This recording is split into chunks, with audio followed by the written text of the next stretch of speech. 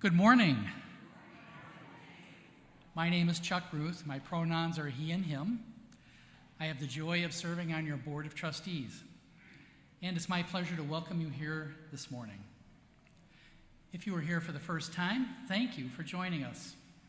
We look forward to getting to know you, and we invite you to fill out one of the visitor forms that are in the pews. Everyone present in the sanctuary today is welcome to join our in-person community time immediately following the service. As Unitarian Universalists, we hold up pluralism as one of our core values. We celebrate that we are all sacred beings, diverse in culture, experience, and theology. We covenant to learn from one another in our free and responsible search for truth and meaning. We embrace our differences and commonalities with love, curiosity, and respect. 2 Sundays from today, June 22nd, Unity Temple will join thousands of Unitarian Universalists from across the world in a streamed worship service. The service will be available for live streaming at 10 a.m. and on demand afterwards. There will be no service here at Unity Temple. We are so glad you are with us today. I invite those of you here in person to take a moment to greet one another. Greetings. Thank you. Greetings. You do a good job. Thank you.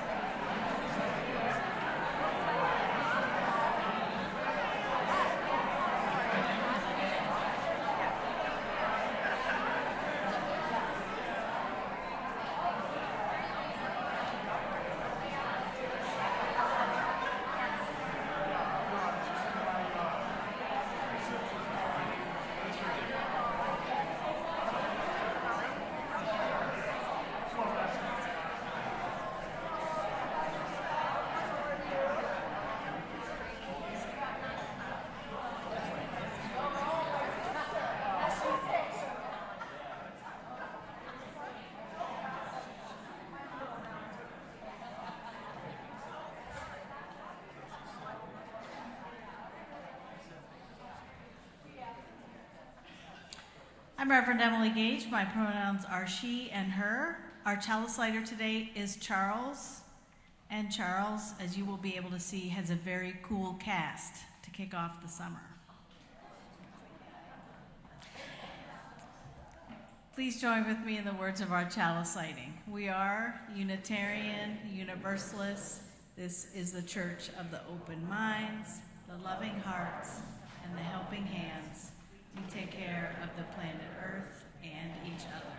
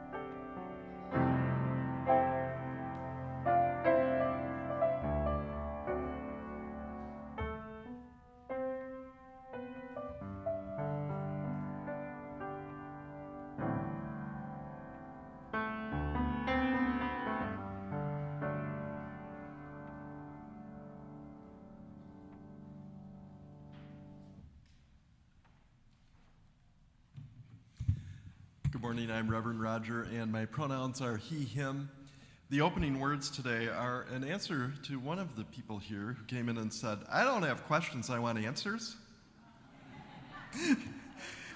This is from the poet Rilke, Letters to a Young Poet. Have patience with everything unresolved in your heart and try to love the questions themselves as if they were locked rooms or books written in a foreign language. Don't search for the answers, which could not be given to you now, because you would not be able to live them. And the point is to live everything. Live the questions now. Perhaps someday, far in the future, you will gradually, without even noticing it, live your way into the answer. Our opening song today is number 1011. It is in the teal hymnal up there as well. I invite you to rise in body and in spirit and join in singing, and Marty will lead us in this. Hi there. So this is, if you look in the hymnal or even in the words behind me, you'll see there are two parts of it. Return again, turn to the home, return to the home of your soul. We'll repeat each part, and then we'll go to the second part, and we'll repeat that. And after that, we'll do it in two-part harmony. No problem. Don't worry. Follow me. Ready? And return. Return again. Return again. Return to the home of your soul. Return again. Return again. Return to the home of your soul. Return to who you are. Return to what you are. Return to where you are. Born and reborn again. Return again. Return again. Return to the home of your soul. Keep it going. Return again. Return again. Return to the home. Now on to the second part. Return to who you are. Return to what you are. Return to where you are. And now you're going to do the first part. Ready? Hang on there. And return. Just this side. Good. Return again. Return to the home of your soul. Return again. Return again. Return to the home of your soul. Here's your next note. And return again. Return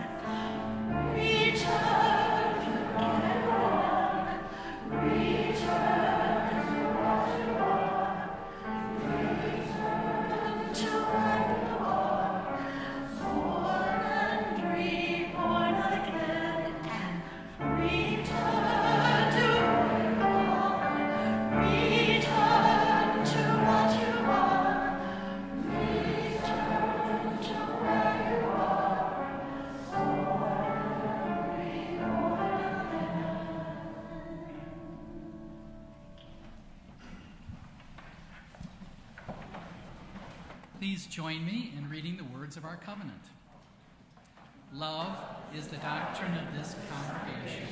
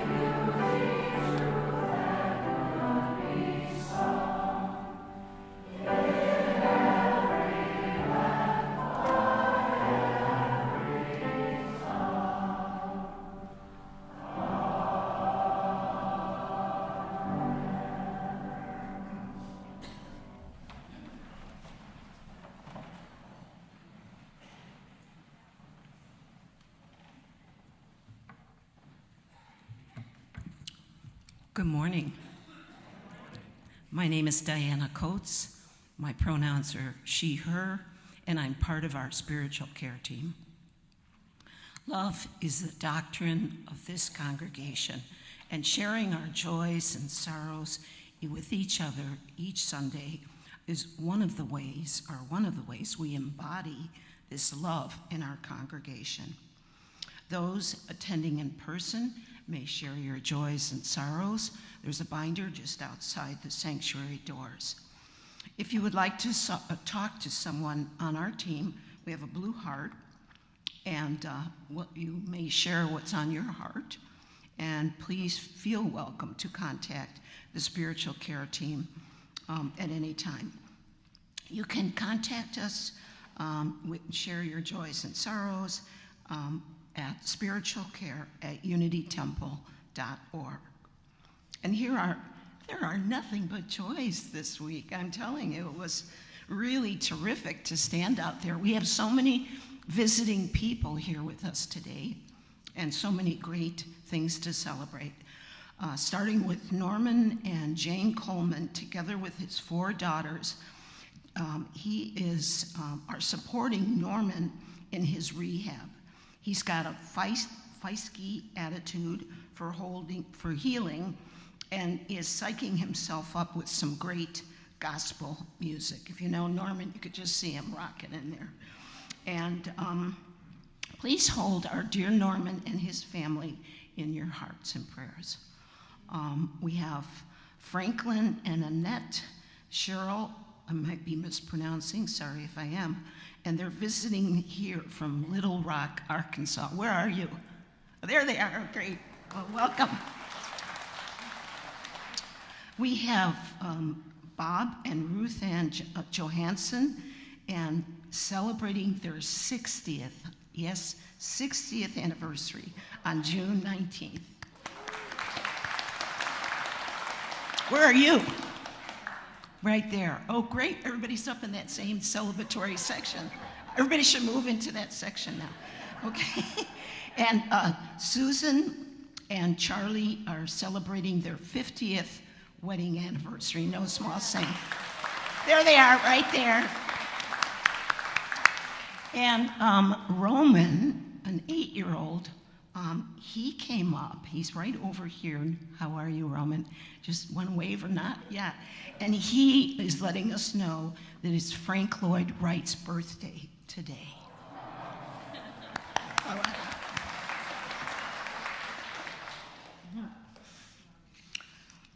We know that some are holding joys and sorrows in silence, and we invite anyone, excuse me, who has a joy or a sorrow to come forward and put a stone in the bowl of water.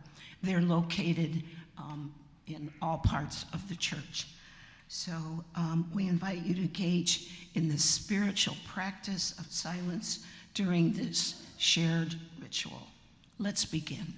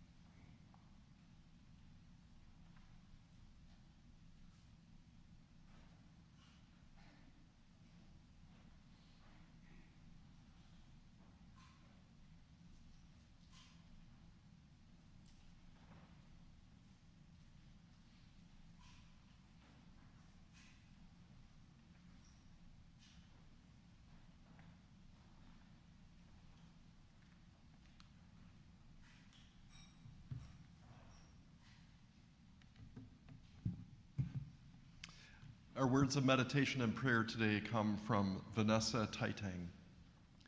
Spirit of life, we are here with wounded hearts open, empty, lost.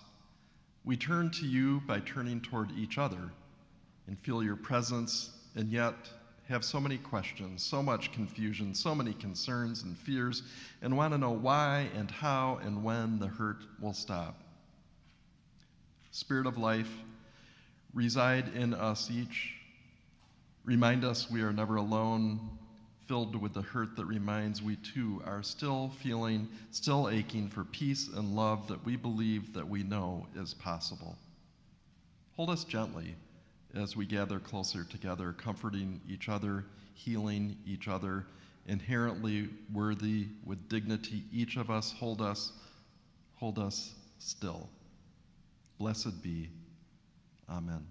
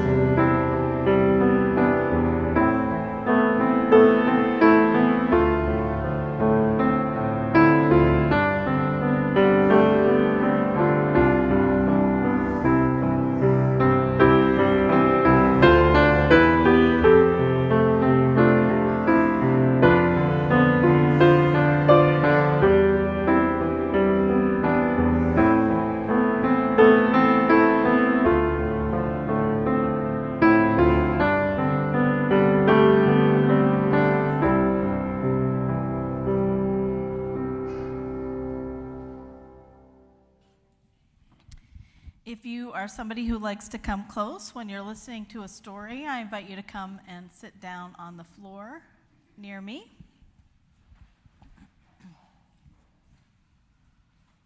I have a book today called Get Me Out of This Book.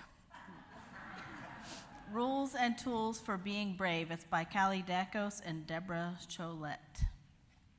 And the main character of this book is Max the bookmark.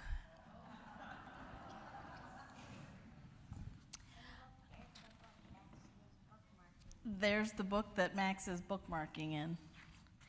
I'm Max. I'm a bookmark who used to be scared to death of books. The pictures freaked me out.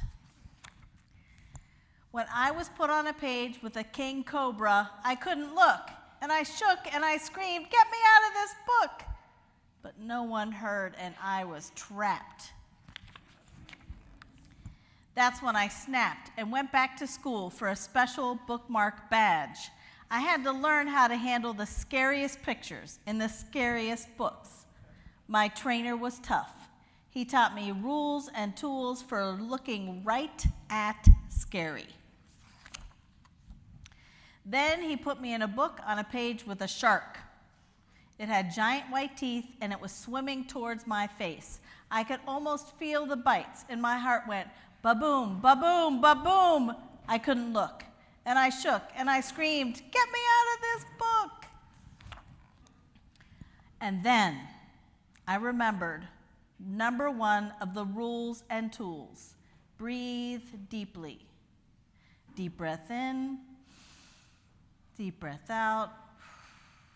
Deep breath in, deep breath out. I kept breathing and breathing and breathing and breathing until my heart slowed down to ba-boom, ba-boom, ba-boom. And I could look past the teeth to the eyes of the shark and say, "You're just a picture, and you can't hurt me." Creepy was next. When I was put on a page with hundreds of cockroaches crawling toward me like an army, I couldn't look, and I shook, and I screamed, "Get me out of this book!" And then I remembered number 2 of the rules and tools. Make a plan. I decided to think up a song and to sing really loudly. Macaroni, macaroni, 1, 2, 3. You're not real and you can't hurt me. I kept singing and singing and singing and singing until I was able to open my eyes very slowly and look right at those cockroaches. The next book was Haunted. I was put on a page that was darker than dark, and I knew spooky dead things were hiding there. I couldn't look, and I shook, and I screamed, "Get me out of this book!" And then I remembered number 3 of the rules and tools. Think good thoughts. I will get through this dark page, I said to myself. If other bookmarks can do it, I can too. I couldn't see anything at all, so I decided to practice. What would I do if a 10-foot skeleton came out of the dark and was ready to attack me? I'd punch him, then I'd watch his bones fall apart into a pile on the ground. They would look so silly that I'd start laughing and laughing and laughing and laughing. When I stopped practicing, I was still all alone in the dark, but I realized that the good thoughts were right there to help me.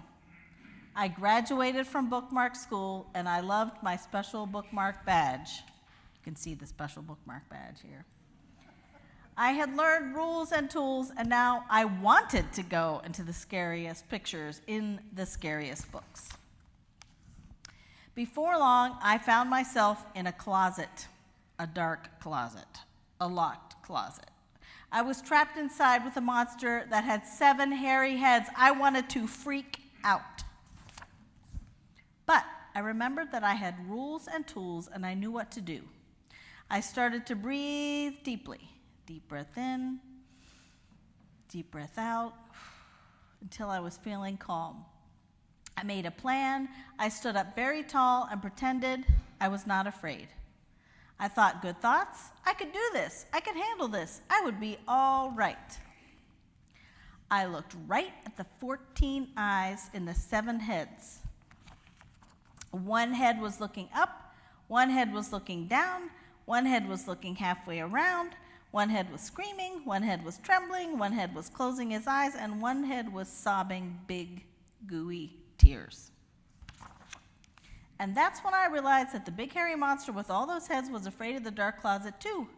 I yelled at the heads, "Don't be afraid. Tomorrow someone will turn the page in the book and you'll get out and everything will be okay." And then I knew that I would be okay too, even in the scariest places, in the scariest books, because the rules and tools really work. The end.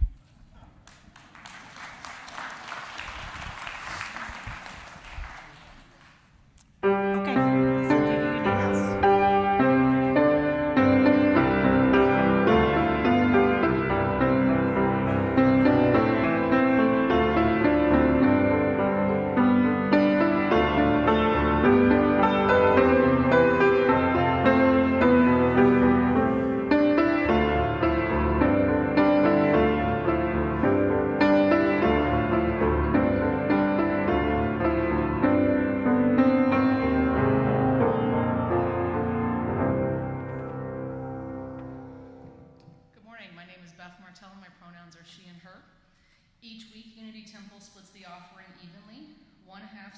Programs and mission of our congregation. This week, the other half supports Youth Empowerment Performance Project, YEP. YEP strives to create a brave environment for LGBTQI+ youth experiencing homelessness to explore their history, address struggles, and celebrate strengths through programming that incorporates different art expression forms. YEP's vision is to end LGBTQI+ homelessness in Chicago and beyond. And its values include harm reduction, trauma-informed care, transformative and restorative justice, and education for liberation. I recently joined YEP's board of directors and continue to be impressed by YEP leaders and their vision and commitment. I was wondering how I got YEP added to the collection plan, and that afternoon I got a call asking me if I would speak this morning about YEP. And here we are. So things come together so well sometimes. So thank you for your contributions.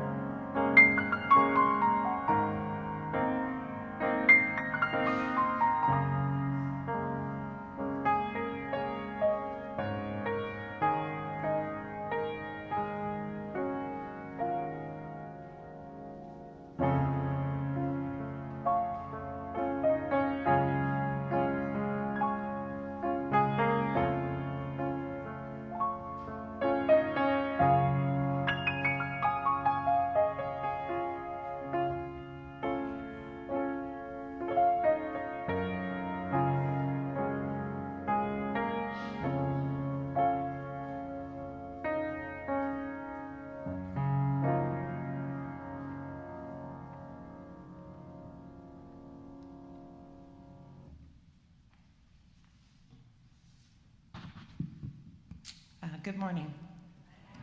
My name is Sybil Madison. I use she, her pronouns, and I am proud to be one of your worship associates. I grew up in a non-denominational Christian church whose motto was, "We speak where the Bible speaks, and we are silent where the Bible is silent." The Bible shaped our practices in ways that made us unique. For example, we didn't use instruments because they weren't used in the worshiping described in the New Testament. And we did not celebrate Easter because the disciples did not mark the occasion of Jesus' death and resurrection in the early days of the Christian church. The benefits of these two peculiarities were that we reveled in fabulously harmonized a cappella singing, and we didn't have to endure the pomp and circumstance of Easter Sunday. This commitment to being so literally Bible-based provoked many questions in my young mind. While there were things that we didn't do because they weren't in the Bible, there was plenty that was in the Bible that we also didn't do. I distinctly remember reading Apostle Paul's instructions to Timothy about how to worship. 1 Timothy chapter 2, verses 9 through 10. I also want the women to dress modestly with decency and propriety, adorning themselves not with elaborate hairstyles or gold or pearls or expensive clothes, but with good deeds appropriate for women who profess to worship God. We certainly were not speaking where the Bible spoke in this regard. While modesty was endorsed, there was no lack of pearls, gold, nice clothes and shoes, and elaborate hairstyles. Small contradictions like this made my earnest 12-year-old self question the whole premise of the church. And while I was never chastised for asking a question, I kept the hard ones to myself. There didn't seem to be an open invitation to ask questions that would fundamentally challenge what we said or did. Faith and belief were the answer to many things that were mysterious, illogical, or simply unanswerable. My questions found their way to my father, however.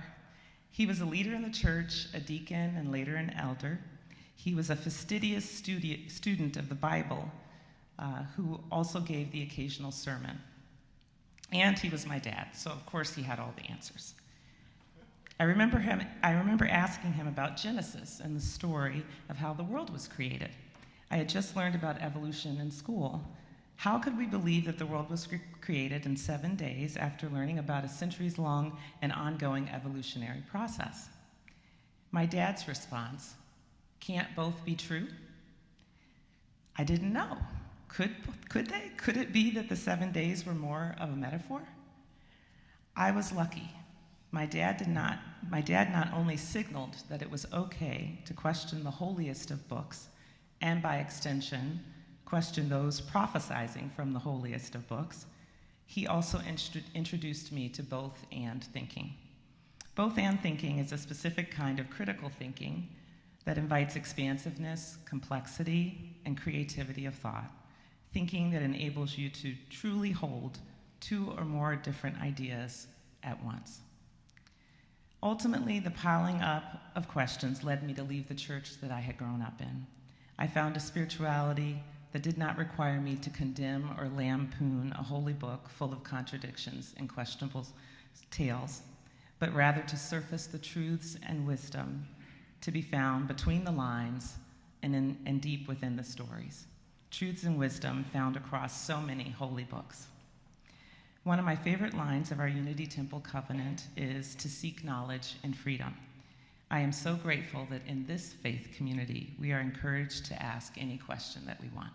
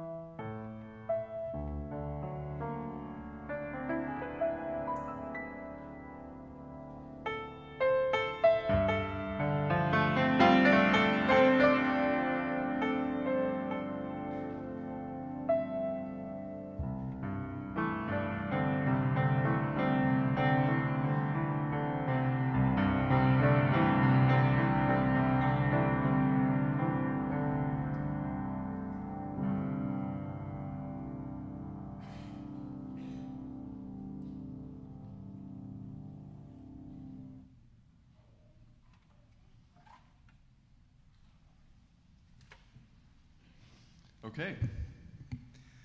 Thank you for the questions. So we have questions that are, I'm going to be a little more internally focused than external, than a mix. And it's possible we'll get through all of them, which means this is a shallow response to each of these, right? Because some of these would be a whole sermon. That's okay.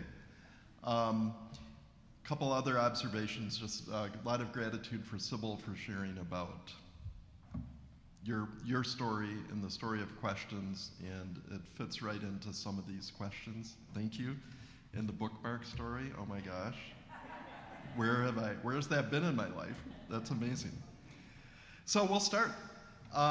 Again, and I'm not giving the authoritative answers, you don't have to believe anything, what I say. How does you Unitarian Universalists feel about people not believing in God? Great. And how does Unitarian Universalism feel about people who believe in God? Great. And how does Unitarian Universalists feel about people who are agnostic, which I put myself in that category? Great. It's all good, which is beautiful, right? We have pluralism as one of our values. That's what we're talking about, people. It's good, it's all good.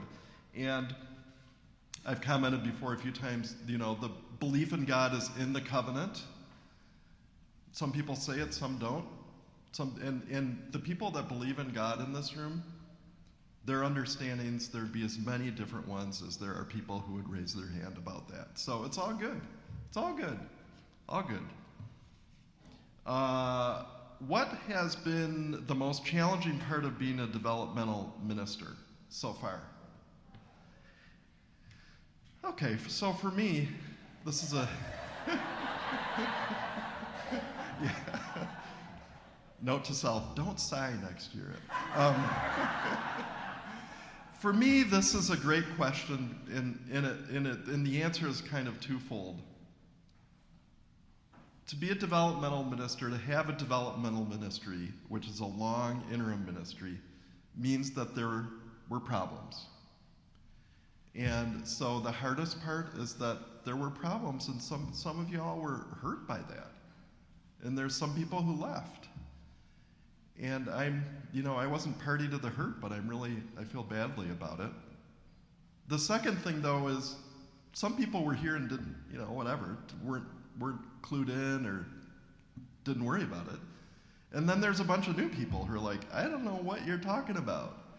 So for me, the fine line is trying to give space for people to do the healing who were hurt, not talking about it all the time, so the people who are like, I don't even know what you're talking about every week, I'm sick of this.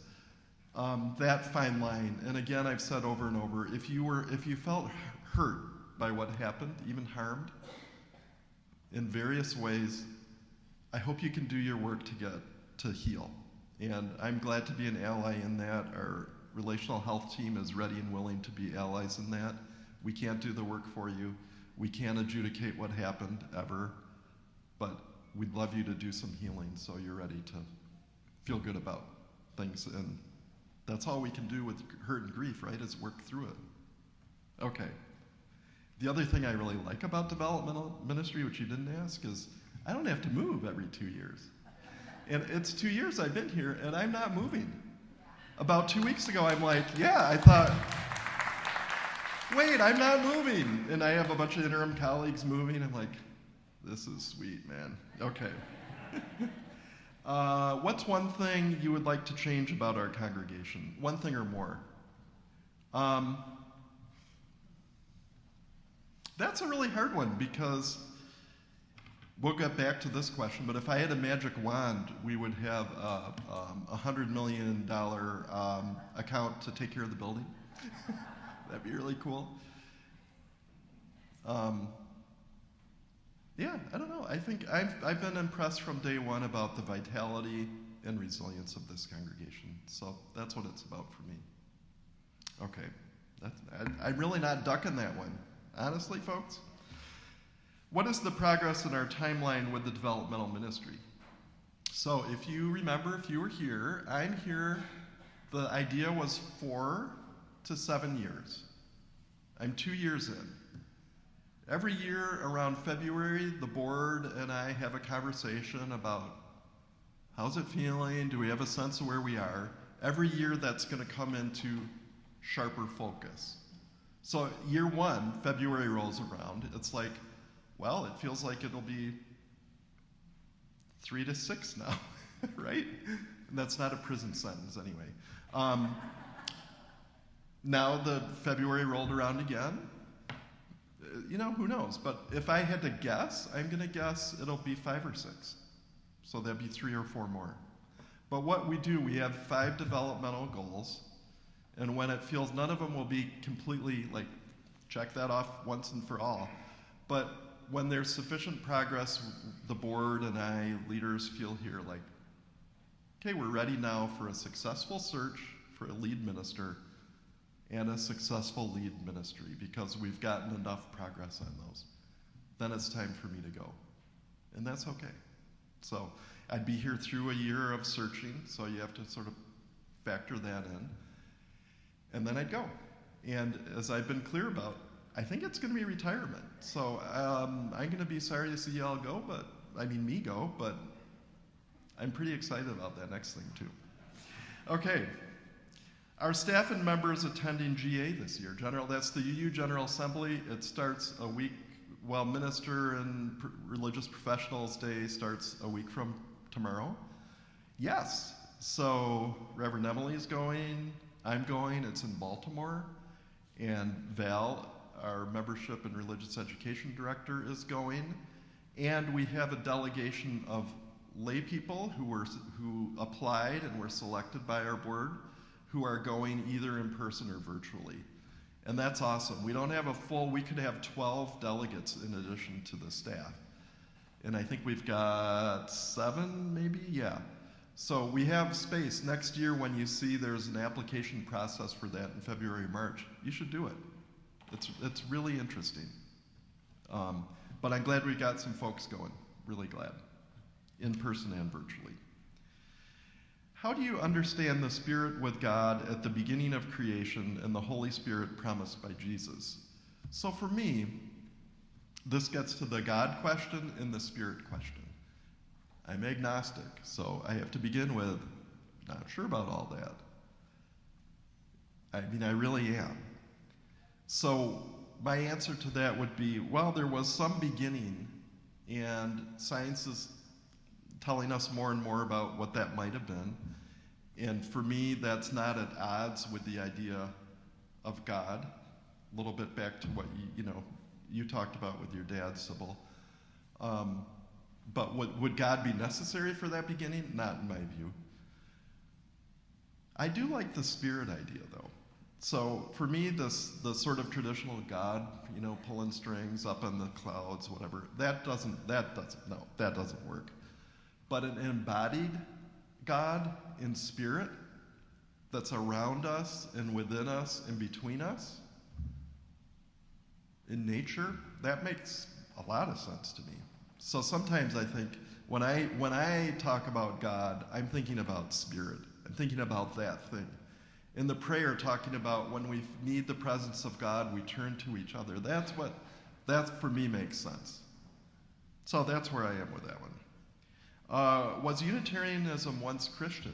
Absolutely. And so was Universalism. And it's really important for us to understand that heritage, even if that's not where we are today. Some of us are Christian. More of us are not. It's okay. Again, your theme here.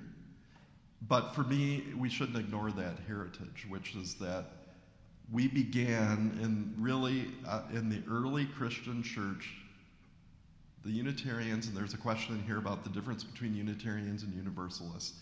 The Unitarians believed that God is one, and so Jesus being like a third part of God or spirit, that doesn't make sense.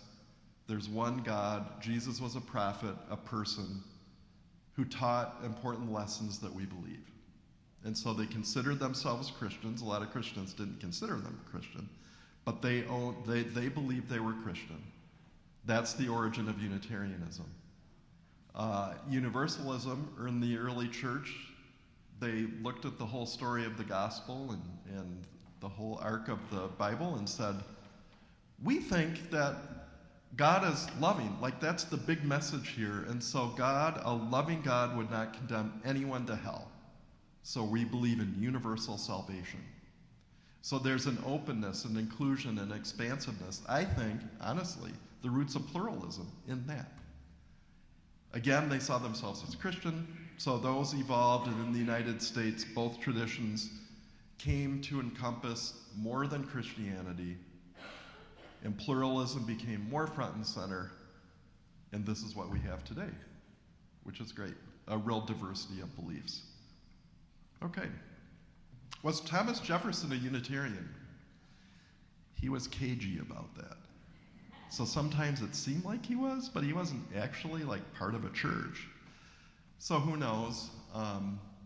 The Jefferson legacy is a difficult one. And so there was, when I started in UU ministry a long time ago, more of a push to claim him as a Unitarian. In fact, one of the 13 districts in the United States was called the Thomas Jefferson District. A number of congregations were the Thomas Jefferson Unitarian Church in honor of this person who sort of once in a while seemed to be maybe a Unitarian. And I believe the last of those, which is the Golden, Colorado congregation, is likely to change their name. So Jefferson's, it's hard to have your church called Jefferson Unitarian Church with what we know about Jefferson as a person who enslaved people. And so the wrestling with that has been a reckoning of sorts for us. And also, why did we ever claim this guy who really didn't claim us? That's all I'm saying about that. And the Jefferson Bible, which he wrote, here's what all that matters is what Jesus said, is a good thing. Like, for me, it's like, that's an interesting thing. Yeah, I can buy that for the Christian side of the Bible. Okay. But you did enslave people. What was the difference between the Unitarians and Universalists? Got that one. Shifting gears here. How can we organize together to fight against fascism and oppression? Like, actionable steps, Great question. My answer to that is that we, each one of us, we who are part of justice teams here at the congregation, and we as a congregation need to find ways to dig into the work and do it. And I don't think it helps to think there's a magic way. There's one magic way, or there's two magic ways. Let's dig in. Let's do the work. Let's do the work on our own in the community with organizations that make sense to us. Let's do the work through our action teams and be a real presence in things like the Immigration Justice Team, just to name one. And let's, as a congregation, figure out what we can do. And simply by being a beacon of openness and inclusion and sanctuary for trans people right now, that is not a small deal. And being public about that is not a small deal. Our board is doing a trans inclusion in this moment class that's powerful. This is all part of the answer. Is it the whole answer? Are any of these one things the whole answer? No. But they're all part of the answer. The other thing I hope is that we can come here and be able to grieve and be scared like the bookmark and ask questions and embrace each other and hold each other's fear and grief and worry and concern, especially those who are on the front lines of being attacked. And that helps us do that work that needs to be done. And we can't, I feel like all the time like giving up and retreating, and I have privilege and I could do that, but we can't. And I hope this place helps us not do that. That's what they want us to do. I thought there'd be more like this, and I'm finding in the resistance there's a little too much of I have the magic answer, and you all need to join in this one. It's gonna be disparate, but I think that's how we do it. Consider a general strike on a day all people call in sick because they are sick and tired of a government acts that are cruel, unfair, illegal, and unconstitutional. Would this be a good idea? Yeah, I think it probably would. Again, not the only idea. Would it be a good idea? Yeah, I think it could be powerful. Like a lot of things. I hope that a lot of us find a way to be part of the rallies next Saturday.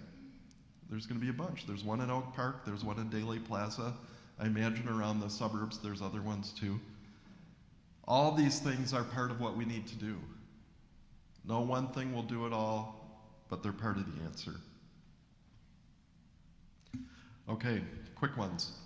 How are we saving money to take care of the building? Well, we don't have that $100 million fund. We're trying to figure out, the board is trying to figure out how the building can be more of a source of income for the congregation.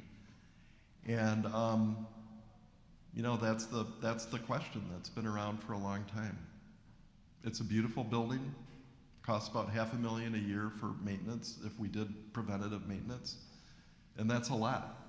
So the board continues to work on that, and there's not an easy magic answer to it. I hope that we get somewhere. Why is our religion, Unitarian Universalism, flatlining in members? I think it's flatlining in members nationally because of the rise of people who aren't churched. The nuns, as they're sometimes called. And those people, many of them are the people that we used to attract. And some of them are like, I don't know, Catholic, evangelical, Unitarian. I'm done with it. I'm done with this. Looks like a church. Maybe I'm done with it. So that's some headwind. But there's a bunch of new people here today. Lately, a lot of the new people have been younger with families. There's a hope here, and there's a vitality here. And I think this congregation, we're back to close to the 95% of the peak 12 years ago. So we'll see. Maybe we're not, maybe this place isn't part of the flatlining, and maybe things are turning around. What is your favorite part of being a UU minister?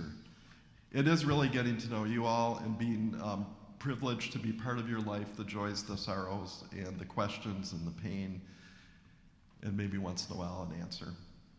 That I'm seriously so honored, and I cherish all of the relationships I had for 25 years in a congregation, and now in my third transitional congregation. You're all in there. What is an important quote or question for self-growth? This is the last one. I think Reverend Emily ends many memorial services or includes somewhere the same thing I do. A quote from Mary Oliver: to live in this world, you must be able to do three things. To hold in, help me.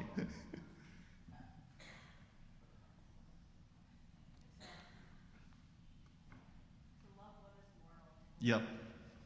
To love that, I just stumped on that line. To love what is mortal, meaning to love this thing that's not going to live forever. To hold it against your bones, knowing that your own life depends on it, because it does. And then when the time comes to let it go, to let it go.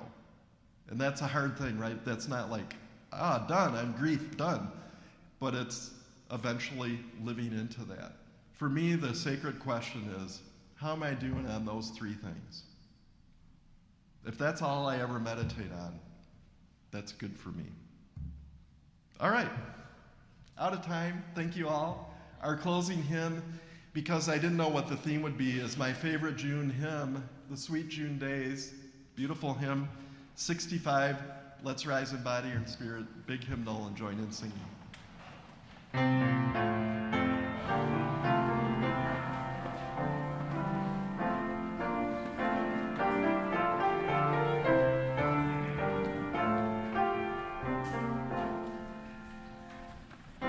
Sweet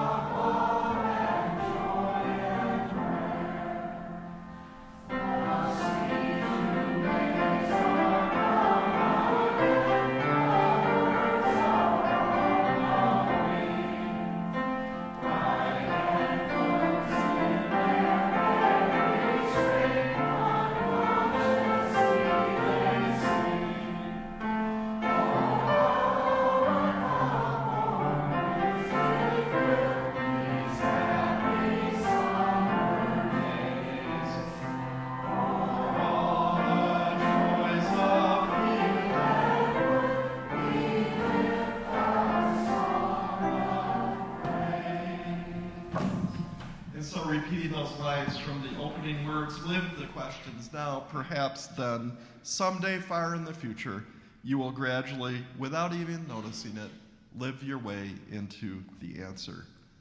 The last thing I forgot to say is, I love y'all. Love you too. Thank you. Chalice extinguishing, let's join together. Carry the flame of peace and love until we meet again.